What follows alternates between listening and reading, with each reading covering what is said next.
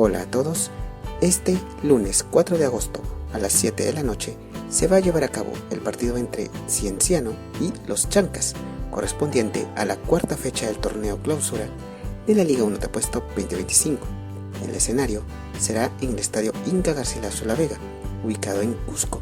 Esperemos de que haga un excelente partido y que gane el mejor. Mucha suerte para ambos equipos. Muchas gracias.